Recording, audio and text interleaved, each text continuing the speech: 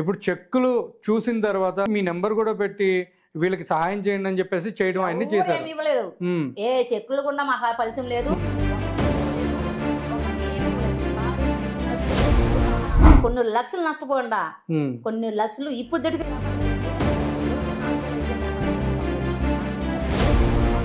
అసలు మిమ్మల్ని అంత మాట అనడానికి గల కారణం ఏంటమ్మా? మీరేమన్నా వాళ్ళని ప్రతిసారి ఫోన్ చేసి ఆడేమన్నా ఉందా? లేకపోతే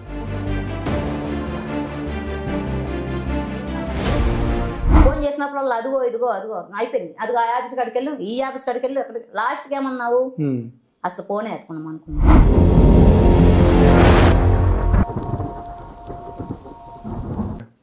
ఆ భగవంతుడు ఏదో మంచి తెలివితేటతో ఒక మార్గం చూపించాడు.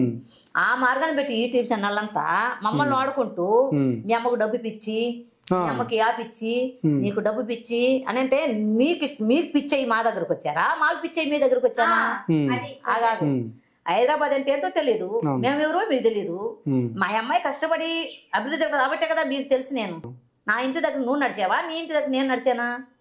నీకు అది వరకేం సహాయం చేయమని అడగలేదు కదా, జోడి చెప్పి అడగలేదు కదా. నీ ముఖమొహం తెలియక నీ దగ్గరకు వచ్చి నేను అడిగితే అప్పుడు దాన్ని బట్టి నువ్వు అనాలి, మీ అమ్మ డబ్బు పిచ్చి, మీ అమ్మాయి అడుక్కుంటుంది మా దగ్గరకు వచ్చి, ఎవరు మీరు అని అంటే ఇబ్బంది లేదు. కానీ మీరు మా ఇంటికి నడిచినప్పుడు మేమేమైనా అన్నామా? మీరెవరు మా ఇంటికి వచ్చేదానికని? ఎవరో మాకు గౌరవ ఇచ్చారు, మాకు ఇల్లు ఇచ్చారు, దాని తగ్గట్టు ఫలితం మేము ఏదో తెలుసో తెలియక చెప్పాము. ప్రజలకి మా ఊరు గ్రామంలో సమాధానం చెప్పలేకపోతున్నాం. మీకు చెక్కులు ఇచ్చారు కదా, వీళ్ళు బెంగళూరు నుంచి పోను అంతే కదమ్మా. ఇప్పుడు చాలా మంది కూడా ఇప్పుడు చెక్కులు చూసిన తర్వాత మీ నెంబర్ కూడా పెట్టి వీళ్ళకి సహాయం చేయండి అని చెప్పేసి చేయడం అన్ని చేశారు. ఏమి ఇవ్వలేదు, ఏ చెక్కులు కూడా మాకు ఫలితం లేదు. ఒకరి ఇల్లు ఇవ్వలేదు, ఒకరికి ఏమి ఇవ్వలేదు. కారు వేసుకుని ఇంటికి నడిచి కూడా మీకు ఇల్లు కావాలని కూడా అన్నారు. మాకు వద్దు, మీరు ఎక్కడంటే అక్కడ ఇస్తారు, మాకు వద్దు. మాకు ఉన్న నేడే మాకు తావలను ఇచ్చే పని ఇవ్వండి. మా తావలంలో నేను నిలబడి నా బిడ్డలు చక్కుంటా గానీ మీరు ఎక్కడో ఇస్తాను ఎక్కడో చేస్తా అంటాను వద్దన్నా. వాళ్ళు ఇస్తానని వచ్చారో ఏమో, బెంగళూరు నుంచి పోను, మేము ఇల్లు ఆడకు కావాలని కదా అది, దానికి నమ్మలా. తర్వాత వచ్చేసి మేము కష్టపడి సంపాదించుకునే దాంట్లోనే మేము నా బిడ్డను సాక్కున్నప్పుడు మీరంతా ఇట్లా ఇంటర్వ్యూ తీసుకొని అలా చేయటం తప్పు కదా? తప్ప కదా చెప్పు? ఒక ఆడపిల్ల కష్టపడి ఆ అమ్మాయి మీరు సాకారా, తన తల్లి సాకిందా? భర్త లేకపోతే ఒక తల్లిగా మీరు మీ పిల్లల్ని ఎంతో కష్టపడి సాకారు. ఆ సాగిన తర్వాత ఏదో ఒక చిన్న వీడియోతో తను ఫేమ్ అయిన తర్వాత వీళ్ళందరూ వచ్చిన తర్వాత ప్రతి ఒక్కరు చెక్కులు ఇచ్చి మోసం చేయడం అనేది తప్పది, ఒప్పుకుంటాను. మోసం చేయడం తప్పు కదా, మేము డబ్బు పిచ్చి అంటాం తప్పు కదా. అది కూడా తప్పే కదమ్మా.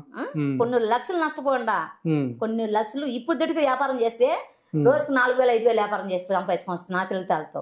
అయినా నన్ను పక్క వాళ్ళు ఎదుటోళ్ళు దెబ్బ కొడతారు. దొంగతనం చేయటము, నా తింటము, వ్యాపారం లెగ్గొట్టడము, కొన్ని లక్షల డబ్బులు దెబ్బ తింటున్నా. అంతలో మీరు ఇచ్చిన దాంట్లో నాకేం అవసరం లేదు. మాకు తెలియక ఇంటర్వ్యూ ఇచ్చాము, దయచేసి ఇంకెవరు కూడా ఇంటర్వ్యూ పిలవకండి. నా బిడ్డను ఇంకొకరు ఇంటర్వ్యూ కానీ పిలిస్తే మంచిగా ఉండదు ఎవరికి కూడా.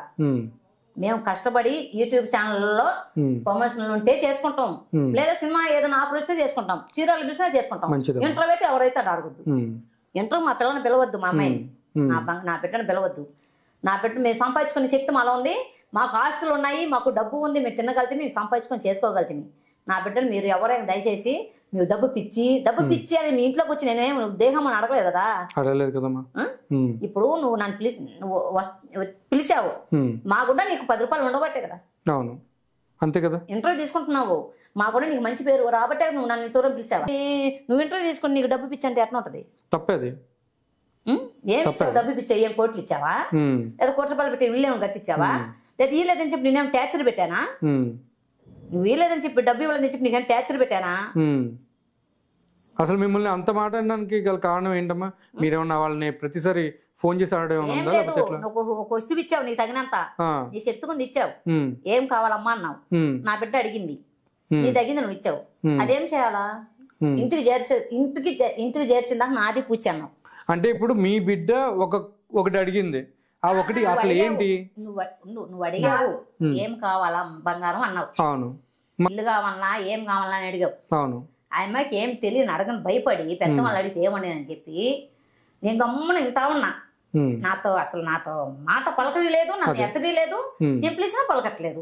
సరే ఇంకా అమ్మాయితోనే డీల్ చేస్తున్నాడు, చేస్తామని పెద్దవాళ్ళతో మనకేం పని ఉందిలే అనుకొని మా అమ్మకి ఇది కావాలి, పలాంది కావాలా, మా అమ్మకి ఆరోగ్యం బాగుండదు, హాస్పిటల్ తీసుకుపోవడానికి ఏ టైంలో ఏముందని చెప్పి అడిగింది. నీకు తగ్గింది నువ్వు ఇచ్చావు, సరే దాన్ని ఇంటికి చేర్చిందా కూర్చున్నాదన్నావు, ఇంటికి చేర్చిందా కూర్చున్నాదన్నావు, ఇంటికి చేర్చన్నా పని లేదా?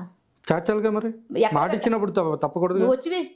నువ్వు వస్తువు ఇచ్చావు, ఎక్కడ పెట్టుకోలేదు? మాకేం ఇల్లు ఉందా, లేకపోతే నా ఊరా, నా స్థలమా, లేకపోతే మాకేమైనా బంధువులు ఉండరా హైదరాబాద్ లో, ఎక్కడ పెట్టాలి అది? దానికి మళ్ళీ అందులో 3,000 పెట్టి రిపేర్ చేపించావు. మళ్ళీ ఆ బండికి కూడా దానికి 3,000 పెట్టి చేపించి అక్కడ పెడితే ఫోన్ చేసినప్పుడు వాళ్ళు అదిగో ఇదిగో అయిపోయింది, అదిగో ఆ ఆఫీస్ కాడికి వెళ్ళు, ఈ ఆఫీస్ కాడికి వెళ్ళు, అక్కడ లాస్ట్కి ఏమన్నావు? అసలు ఫోనే ఎత్తుకున్నాం అనుకున్నావు. తర్వాత నేనేమన్నాను, అమ్మా పెద్దవాళ్ళతో కొన్ని పని ఏమి వద్దు, బండి అక్కడ పెట్టేసిరా, ఒళ్ళ మీద పెట్టేసి డబ్బులు అడగ మాకు, నువ్వు బండి గురించి ఎత్తొద్దు, వాళ్ళ ఇంటికాడ పెట్టేసి గమ్ముని ఇంటికి వచ్చేయండి. మీరు అని చెప్పి మా అమ్మాయిని మా అబ్బాయిని తిట్టారు, భయం పెట్టాను అనమాట. వాళ్ళు తీసుకెళ్లారు, తీసుకెళ్ళి ఇంటి దగ్గర పడినప్పుడు ఏమనాలి మా అబ్బాయితో, ఇదొక తింగరదా కాకుండా ఉంటే ఏదో ఒకటి చెప్పాలి కదా, ఎందుకు భయపడతావు? ఏం నీ వాళ్ళ చెమ్మేమని పెట్టి నీ సాకారా, లేకపోతే వాళ్ళ సొత్తు ఏమని పెట్టి సాకారా, లేకపోతే మేమున్నాము నీ కష్టానికి మేము ఎదుర్కొంటామని చెప్పారా? ఇప్పుడు బిల్లు వస్తారేమో, అప్పుడు మాట ఇచ్చావు, నేను వెళ్తా మేమున్నావు, నీకేం భయం లేదన్నావు. చెప్పిన వాళ్ళంతా ఇప్పుడు రమ్మనైతే అమ్మాయి ఆప్తాలో ఉంది కానీ హైదరాబాద్ లో ఉంది కానీ హాస్టల్ తీసుకొని హాస్టల్ ఫీజు కట్టుకోలేకుంది, ఏ షూటింగ్ లేవు, ఏ ప్రోగ్రాలు లేవు, ఏం లేవు. మరి ఎవరు ఇప్పుడు చెన్ని అభివృద్ధిలోకి వచ్చి పైకి రంపించు. తల్లిగా నేను నడుస్తున్నానా, వాళ్ళు నడుస్తున్నారా? బిడ్డ హైదరాబాద్ హాస్టల్లో ఉంటుంది, ఏమవుద్దని ఏమోనే అక్కడ ఎట్టడి చేస్తుందని చెప్పి దిగులు పడి అవతల పడేది మేము, చెప్పేది మీరు. చెప్పిన వాళ్ళంతా ఇప్పుడు కానీ వస్తే డబ్బు పిచ్చని నేను చెప్తా, అదే తప్పలేదు, కరెక్ట్. అదే సంవత్సరానికి నాది టెంపుల్కి గుడి పూజలకి 2 లక్షలు అవుతాయి. ఎవరు చెప్పినా విన్నాం, ఏ బిడ్డల నోటు గట్ట ఎందుకు తీస్తున్నావు, ఏం పూజలు నీకేదేం పిచ్చి అన్నా కానీ నేను ఒప్పుకోను. నాకు భగవంతుడే సహాయం చేస్తాడు, ఎందులో నాకు ఇష్టం, పూజలు అంటే ఇష్టం అని చెప్పి సంవత్సరానికి నా కష్టార్థంలో 1,00,000 రూపాయలు 2 లక్షలు అవుతాయి. మరి అటువంటిప్పుడు నీ బండి కొనే అంత శక్తి నాకు అల్లేదా? ఆటో తీసిరా మా అబ్బాయికి, మరి బైక్ తీసి ఇప్పుడు కొన్నాను బైక్ మా అబ్బాయికి తీర్చాను కదా. ఆడ మనిషి నీ మొగోళ్ళు తప్పనా ధైర్యంగా బతికి నా బిడ్డకి అభివృద్ధిలోకి తెచ్చుకున్నా. ఎంత ఈపోతే ఎంత డబ్బు పిచ్చి, ఎందులో డబ్బు పిచ్చి, ఎందులో డబ్బు పిచ్చి, దేనికంటావు? నాతోనా మాట బిడ్డలతో కదా అనేది.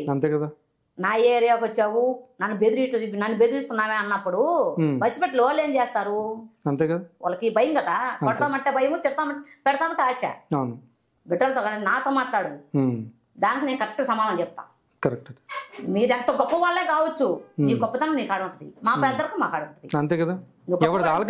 నువ్వు గొప్పవాడని చెప్పి మాకేం త్యాగం చేయవు కదా, నీ శక్తి ముందు నువ్వు గెంజి నిలబస్తావు. మా పేదవాళ్ళకి, మా పేదవాళ్ళు కూడా నీకెంతో మంచి పేరు వస్తుంది. అది మాత్రం నిజమే. ఇప్పుడు ప్రతి ఒక్క యూట్యూబ్ ఛానల్ మా పేదవాళ్ళు కూడా ఎంతో మంచి పేరు తెచ్చుకొని మీరు డబ్బు పిచ్చి అంటే ఎందులో డబ్బు పిచ్చి అడిగితే చెప్తే నేను సమాధానం చెప్తా.